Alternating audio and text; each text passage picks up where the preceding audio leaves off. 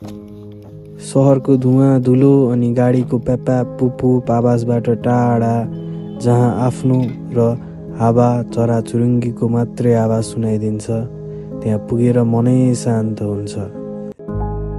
नमस्ते सबैजनालाई। अनि आज चाहिँ म सुर्खेतदेखि दैलेखसम्म जाँदैछु। अनि सबैजना सन्चै हुनुहुन्छ होला। अहिले चाहिँ म बाटोमा बसिरहेको छु। के कस्तो छ सुर्खेतदेखि दैलेख जाने बाटोमा, के कस्तो नजारा छ, के कस्तो भ्यू छ, हजुरहरूलाई पनि देखाउँछु होइन। ल हामी चाहिँ अब यहाँदेखि हिँड्दैछौँ होइन। मस्त जानुपर्छ सर, सोलो राइड हो मेरो चाहिँ उताली। जति जति माथितिर जाँदै गयो त्यति बाइकको आवाज मात्रै सुनाइदिन थाल्छ। अहिले चाहिँ म सुर्खेतदेखि थोरै माथितिर आइसकेँ। अनि यहाँ चाहिँ मोडहरू सुरु भयो, उकालो बाटो सुरु भयो। अब पुरै उकालो छ। अनि यहाँनिर चाहिँ बसेर भडक्क फोटोहरू खिचिरहनु भएको रहेछ। यहाँनिरदेखि चाहिँ सुर्खेत भ्याली देखिन्छ तलतिर।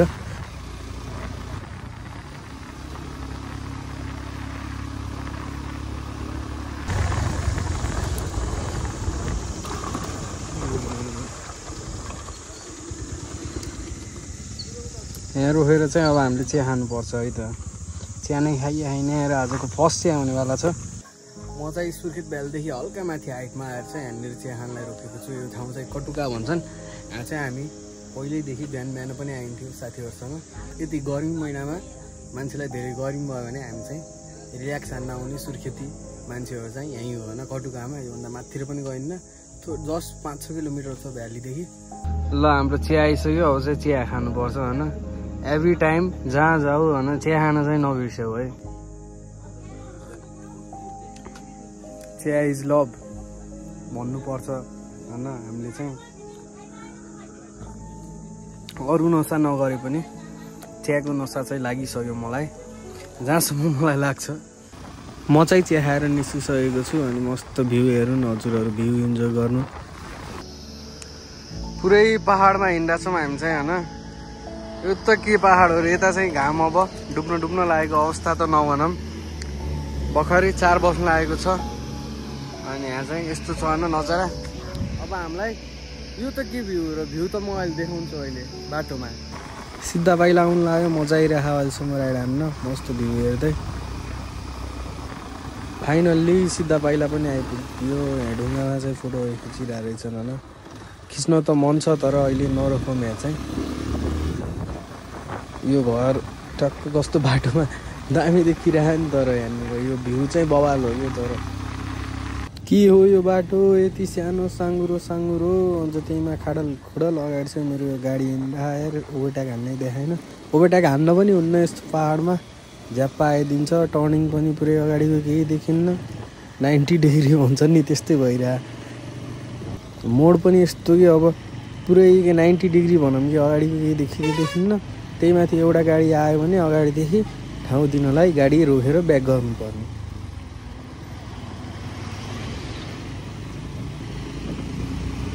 ओभरट्याक हान्दिउँ त यसलाई ओभरट्याक। ल है त रातानाङ्ला आउनु लाग्यो। अब चाहिँ रातानाङ्ला छ अगाडि। फाइनल्ली रातानाङ्ला। अब यहाँदेखि चाहिँ हामी भित्र लाग्छौँ। अगाडि गयो भने चाहिँ दैलेख बजार जाने बाटो। अनि यहाँदेखि भित्र चाहिँ गगन पानी, यो कान्छी बजार के भन्छन्, कुकुर ल हामी चाहिँ रातानाङ्लादेखि भित्र लागिसकेको छौँ। अगाडि चाहिँ अफ रोड छ, थोरै 1 किलोमिटर 2 किलोमिटर पिच छ, त्यसपछि पुरै अफ रोड।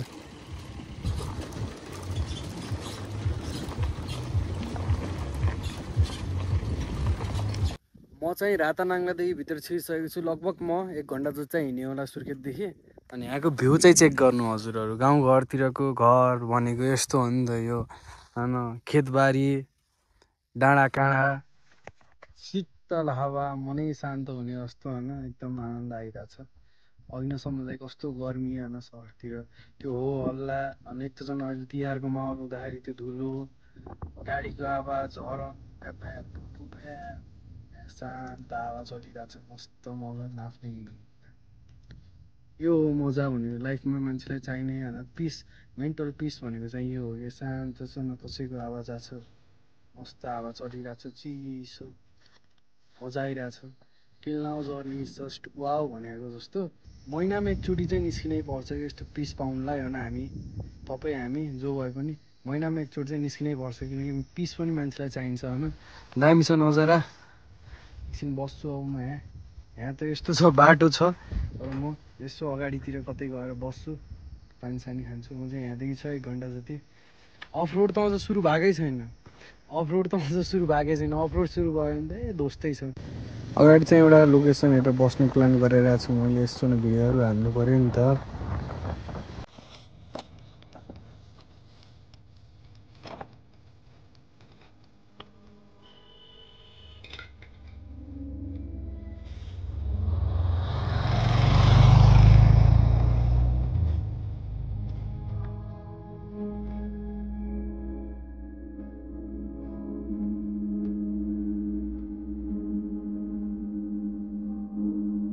म चाहिँ यहाँ एकछिन बसेँ माइन्ड पनि फ्रेस भयो अघि न भने जस्तै ल अब चाहिँ अफरोड सुरु भयो है त हामी त्यो बाटो पनि पुग्छौँ यो बाटो हुँदै हुँदै कहाँ जान्छौँ रमाइलो लागिरहेछ होइन मजा आइरहेछ मलाई स्लो राइड हो एक्लै छु तर पनि मन शान्त भएको छ म आफूसँग कुरा गर्न पाछु जस्तो लागिरहेछ कि बवाल मजा आइरहेछ अहिले चाहिँ बाइक बन्द गरेर टक्क न्युट्रलमा पनि हालिदिनु पर्यो जान भाइ न्युट्रलमा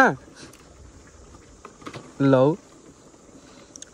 ओहो ल बाटो चाहिँ पुरै अफरोड हो क्यामेरामा त्यति नदेखे पनि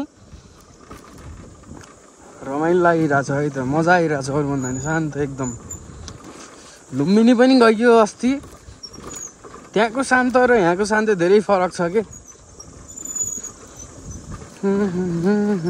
मस्त मजा आइरहेछ मस्त मगन ओह्रालो झर्दैछौँ भोलि उकालो चढ्नु पर्छ घर फर्किँदाखेरि आवाज कतिको सुन्ने छ मलाई थाहा छैन है फेरि म बोल्न त बोलिरहेको छु आवाज क्याप्चर चाहिँ भएर हिँड्छ भनेपछि गाह्रो हुन्छ मलाई तर केही छैन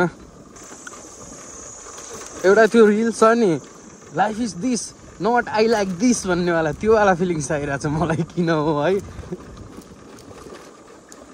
दामी दामी दामी यो नजारा यो बाटो म र मेरो बाइक 150 राजा हो है पल्सर 150 तपाईँको चाहिने उकालो ओह्रालो सम्मो पिज कच्ची जहाँ पनि भइदिन्छ फेरि सक्दैन नि पुरै अफरोड हो है अफरोड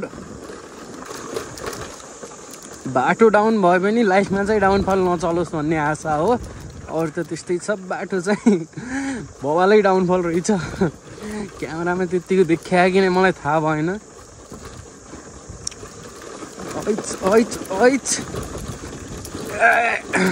टाइट के हो दिदी यो बाटो भएन है हजुरको घर आउने नेक्स्ट टाइम चाहिँ पिज हान्नु पऱ्यो यसलाई भन्न हुन्थ्यो दिदी नेता सेता भइदिएबाट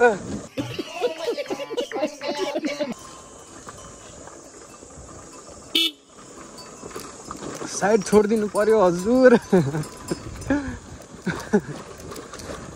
म चाहिँ यहाँनिर फेरि छोटो ब्रेकको लागि रोकिसकेको छु अनि यहाँको नजारा यस्तो छ ओह्रालो झर्दा त बाइक बन्द गरेर जसो तसो झरिहाल्यो भोलि फेरि यही बाटो उकालो जाँदाखेरि 12 बज्नेवाला छ अनि अहिले चाहिँ यहाँ छोटो ब्रेकको लागि बसिरहेको छु बाइक यता छ हाम्रो 150 राजा हो राजा बाइक हो यो बाइक लगभग कति पुरानो हो म समय आएपछि भन्छु अहिले चाहिँ भन्नलाई त्यस्तो भएको छैन एउटा डकुमेन्ट्री भन्छु यो बाइकको बारेमा तर त्यसको लागि समय आएको छैन